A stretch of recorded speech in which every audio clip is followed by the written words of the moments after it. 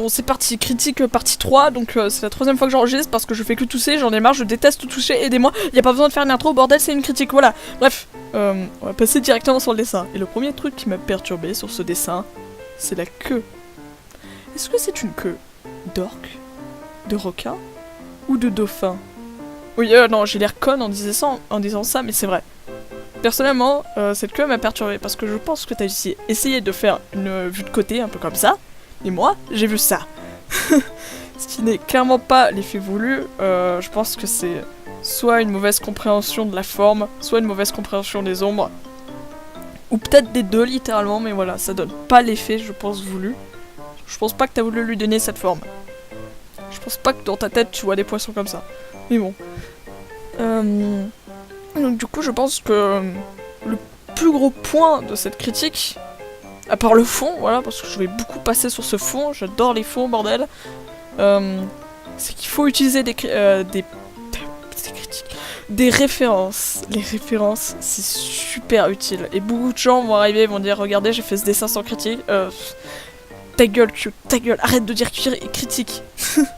Bon, genre j'ai fait ce dessin sans référence et ils en sont fiers, alors qu'au fond, le dessin sans référence, bah c'est pas bien. Si t'as jamais dessiné de mouette de ta vie et que tu te dis je vais dessiner une mouette sans référence, tu vas pas y arriver parce que voilà, c'est une mouette, tu sais pas ce que c'est une mouette, t'as jamais vu une mouette, tu peux pas faire une mouette. Voilà, t'as beau avoir une mouette dans ta tête, si tu utilises pas de référence, ça va pas ressembler à une mouette. Peut-être un oiseau consanguin, mais bon. J'avoue, c'est ultra méchant de le dire comme ça, mais c'est la vérité. Si vous dessinez qu'un truc de toute votre vie et que vous décidez de faire un nouveau truc sans référence, ça va forcément ressembler à la chose que vous dessinez tout le temps. La preuve, moi, je dessine souvent des chats, et un jour, je me suis dit, je vais faire des loups. Enfin, un jour, on m'a commiché un loup. J'ai commencé à faire le loup, je me suis dit, ça ne ressemble pas à un loup. Voilà, donc, utiliser des références, c'est important. C'est pour ça que j'ai fait ce magnifique tableau de références. Voilà, waouh, qu'est-ce qu'il est beau. En vrai, voilà. Il suffit de chercher sur internet, de voir comment sont tous les aimants. Et il y a certaines, d'ailleurs, il y a certaines références en bas, là, les trucs d'anatomie, je les ai déjà postés. Tout le monde les a déjà postés. Ils sont très utiles, ils sont très cool, utilisez-les.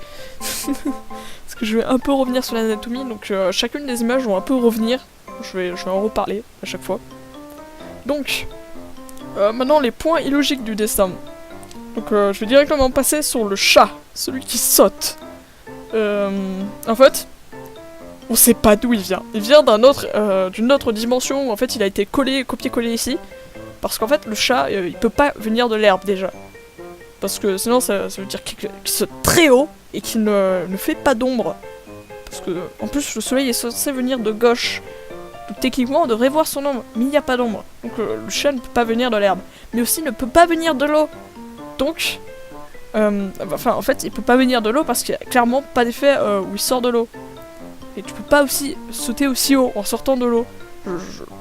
J'aime bien cet argument parce que voilà, c'est drôle de dire ça, mais est-ce que t'as déjà vu un chat requin? Mais voilà, on ne saute pas aussi haut. Parce que un dauphin, ça saute peut-être haut parce qu'il prend de l'élan sous l'eau, mais là, nous sommes dans une rivière. Enfin, je pense que c'est une rivière. Et vu les cailloux qui en ressortent, je pense que c'est pas très profond non plus, donc... C'est pas possible de sauter aussi haut. En plus, la position n'est pas très naturelle. Voilà, conseil, on regarde des animations de chats qui sautent ou des vidéos tout simplement. Ou encore ces trucs qui sont très utiles, c'est genre frame par frame et en plus tu vois toutes les étapes de là à là. Parfait. Voilà, c'est le truc le plus utile. Franchement, regardez des références et bien montrer l'intention du dessin. Parce que si on ne voit pas d'où vient un truc important, ça va beaucoup... ça va empêcher beaucoup de choses à la compréhension du dessin. Voilà. Deuxième côté illogique du dessin, le rayon de lumière. Oui, ce rayon de lumière. Qui donne l'impression que ce chat est l'élu de Dieu. Bonjour, élu de Dieu. Non, j'arrête. En gros, les rayons de lumière, ils arrivent que quand il y a un obstacle devant le soleil. Sinon, le soleil ne fait pas de rayons, il éclaire tout, c'est waouh. Les obstacles, c'est souvent les feuilles des arbres ou des nuages. Et ça arrive souvent quand c'est un coucher, ça arrive beaucoup mieux quand c'est un coucher de soleil parce que les obstacles sont plus là. Voilà. C'était le petit point rapide. Et après, je voudrais passer aussi sur l'expression du chat, mais je pense que je vais le lire plus tard, ça sera plus pratique. Parce que j'ai littéralement fait une étape où je ne corrige que ce chat. Voilà. le fond, donc, en fait ton fond, on dirait que tu as pris, enfin il y a le sol, il y a un mur, on dirait qu'il y a un mur, parce qu'en fait tes arbres, le truc d'herbe derrière et le ciel ont l'air d'être au même plan, et je pense que c'est déjà à cause du fait que les arbres ils sont tous sur la même ligne, et aussi parce qu'il y a un effet de lumière qui donne l'impression qu'en fait ils sont tous rattachés à eux-mêmes. Donc ils sont tous au même plan. Ou sinon, après, le deuxième effet que ça peut faire, même si ça me le fait beaucoup moins, je vois beaucoup plus le premier que le deuxième. En gros, on dirait que, genre tu vois, t'as le fond, t'as les arbres, t'as ta petite colline, et pouf, t'as rien derrière. C'est genre montagne. Voilà, c'est ce que j'ai vu personnellement. Donc maintenant, on va commencer sur les corrections que j'ai faites. Parce que je l'ai fait en peut-être 9 étapes, je crois, je sais plus. Mais voilà, c'est parti. Première étape, le ciel. Parce que le ciel n'est pas logique du tout et se rattachait beaucoup trop aux autres éléments du dessin. Parce que je suppose que t'as fait le ciel d'une couleur unie. Mais en gros, on a l'impression qu'il y a un dégradé de la gauche à la droite. Mais le ciel, le dégradé, il est du haut vers le bas. Donc, en fait, voilà, tu peux sortir dehors, tu peux regarder le ciel, tu verras, ça fait un dégradé. Et normalement aussi, c'est pas un bleu comme ça. Du coup, voilà, ça permet enfin, ce bleu, j'ai voulu rester dans l'esprit de ton premier dessin.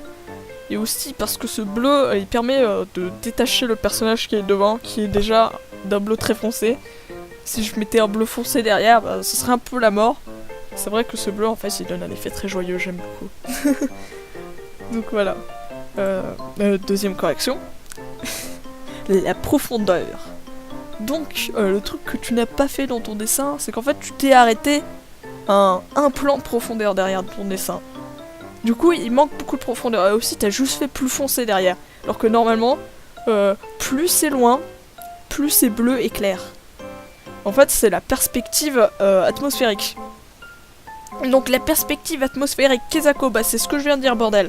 En gros, les gens ils se rabattent souvent sur des fonds comme ça, assez simples, de forêt ou de prairies, parce qu'ils se disent, bah il n'y a pas de perspective, donc c'est plus simple. Et non, il y a toujours une perspective. Cette perspective qui arrivera tout le temps, c'est la perspective atmosphérique. Et elle va vous sauver la vie quand même. Parce que déjà, elle permet de donner un effet de profondeur, parce que c'est quand même joli, ça donne un effet de profondeur. Et ça peut aussi, niveau composition, vous arranger à mort.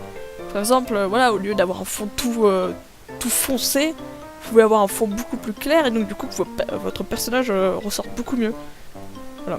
En fait, je dis vote parce que j'ai l'impression de m'adresser à tout le monde. J'ai l'air très conne. Mais en fait, je m'adresse clairement à une seule personne. Et comme ça, tu vois, ma critique, elle est plus universelle. C'est pas bête. Donc, après. Correction. Des arbres, maintenant, j'ai changé en fait la distance des arbres. Parce que comme je l'ai dit, ils étaient tous à la même ligne. Ce qui n'est pas du tout naturel. Je pense que tes chats, t'as envie qu'ils vivent quand même dans un monde où il n'y a pas d'humain qui est passé pour faire de la merde. Voilà, j'ai mis des arbres à des distances différentes, surtout derrière en fait. Parce que si tu fais des arbres loin derrière, ça permet en plus de mieux voir la profondeur. Et j'ai aussi rapproché quelques arbres, voilà, j'ai un peu fait de la merde. D'ailleurs, tes arbres manquent crucialement de détails. En fait, on dirait que tu les as fait vraiment à la va-vite. T'as pris un brush, t'as fait un tronc, t'as mis quelques taches et pouf, c'est bon, c'est un arbre. Voilà, donc les arbres, c'est pas très grave, faut pas trop les travailler quand même. Mais je pense que quand même, les faire à des endroits différents, enfin pas sur la même ligne, pas sur la même profondeur, c'est quand même un truc assez important. Et ça donne vachement mieux au dessin. Rien que là, quand j'ai fait ces corrections, rien que quand j'en étais là, je sentais que j'en avais fait déjà un sacré boulot. Que rien que là, le fond déjà était vachement amélioré. Mais je vais un peu continuer. Même si les changements derrière sont pas aussi importants, je vais parler de quelques points un peu importants. Et à la fin, je vais vraiment m'attaquer à la couleur et au contraste. Et je vais parler d'un truc que beaucoup de personnes ne font pas, parce qu'on adore faire ça, on adore faire des trucs au pifomètre et se dire ça passera à la fin. Mais c'est assez important de faire ce que je vais dire à la fin. Donc vous verrez, vous serez étonné à la fin. Non, personne ne sera étonné à la fin. Allez, go, on continue. L'eau. Alors je pense que quand t'as fait l'eau, dans ta tête tu avais soit la mer, la belle mer d'Hawaï, soit une piscine. Mais une rivière, c'est différent d'une piscine, d'un plan d'eau ou des trucs du genre, parce que ça a un courant, et donc du coup on peut pas avoir ces effets de lumière sur l'eau. Et normalement aussi, c'est pas censé être aussi bleu. Une rivière, en fait, tellement c'est peu profond, tu vois le fond et tu vois que c'est tout marron dégueulasse. Enfin, non, c'est pas marron dégueulasse, moi perso, je trouve ça très joli, une rivière. Mais personnellement, sur le dessin, j'ai décidé d'y laisser bleu pour une étape plus tard. Et tu verras pourquoi, parce que ça va permettre de rajouter plus de contraste et de rendre au final le dessin tout aussi joli. Donc vraiment, en fait, la plus grosse erreur, c'est d'avoir fait ces effets de lumière, ce qui n'arrive pas dans une rivière puisqu'il y a du courant. Après, correction, donc voilà, c'est quand je parlais du chat qui ne sort de nulle part, là j'ai décidé dans le dessin de faire en sorte qu'il sortait de l'eau. Donc en mettant un effet d'eau et de mettant des goûts sur le chat. J'ai aussi changé la queue et les pattes parce qu'elles me perturbaient à mort. En fait, tes pattes, je crois que tu as fait... t'as fait en fait le pied beaucoup trop court et tu as fait le mollet tout petit.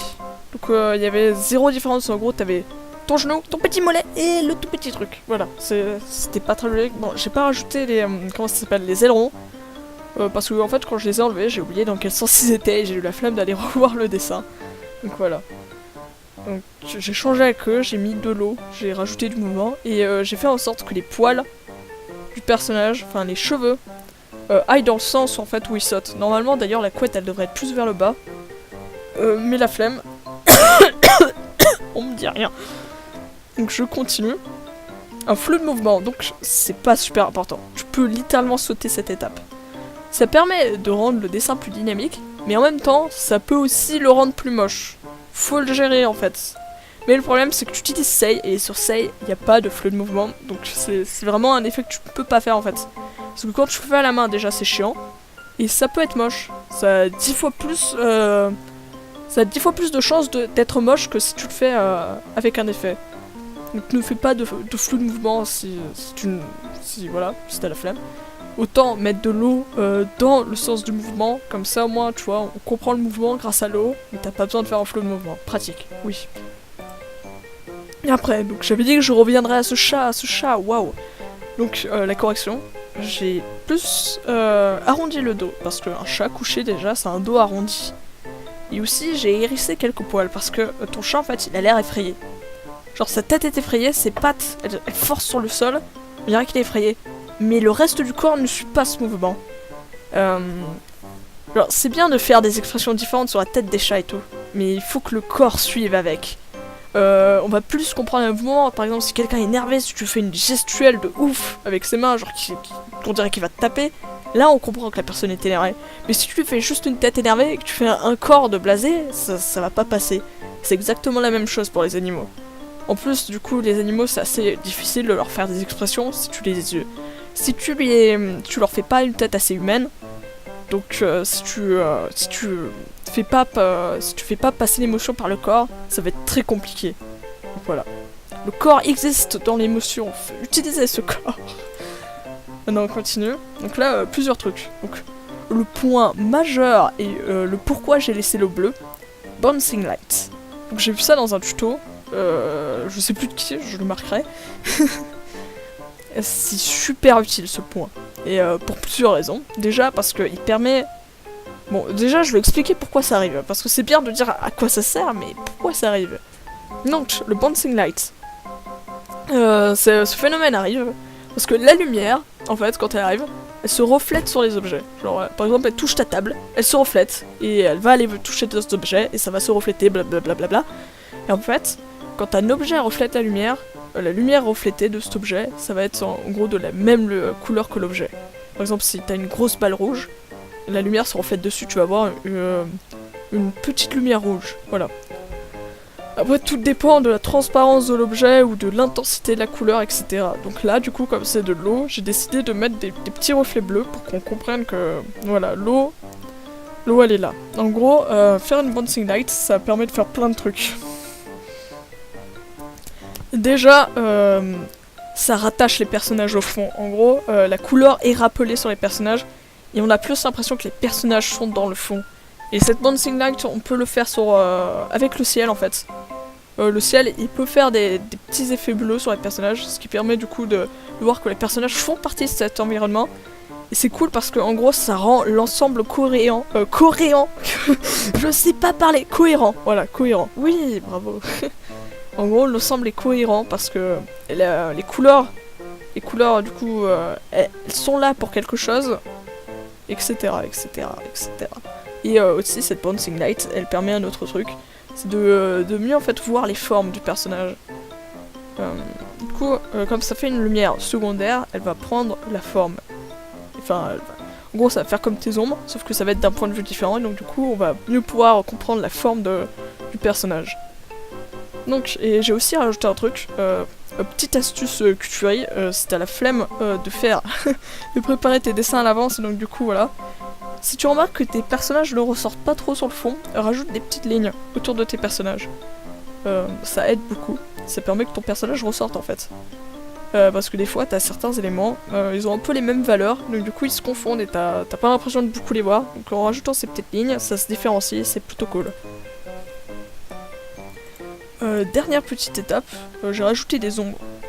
Du coup, c'est pas trop une étape en fait, c'est juste moi, je me suis dit il faut des ombres parce qu'il n'y a pas assez de contraste.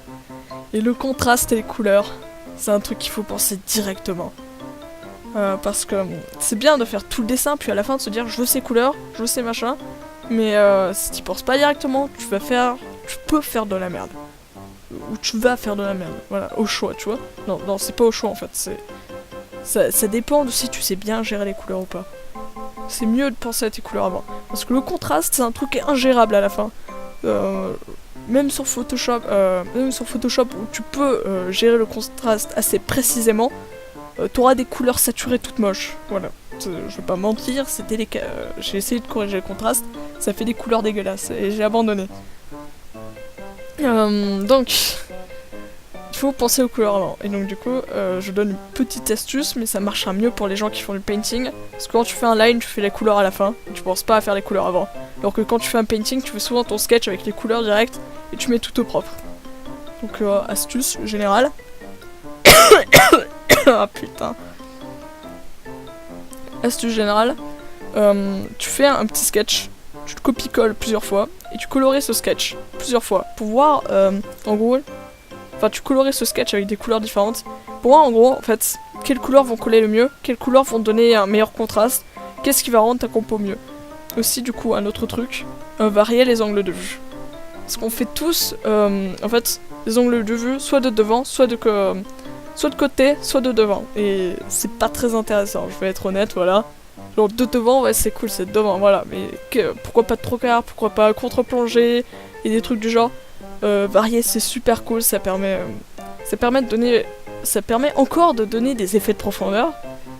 Et voilà, c'est vraiment un truc qu'il faudrait faire, et j'espère que d'autres gens vont se mettre à faire ça, parce que c'est dommage en fait de faire que des vues de côté. Maintenant, j'ai la flemme d'aller plus loin, j'ai beaucoup parlé, ça fait bientôt 19 minutes que je parle, adios.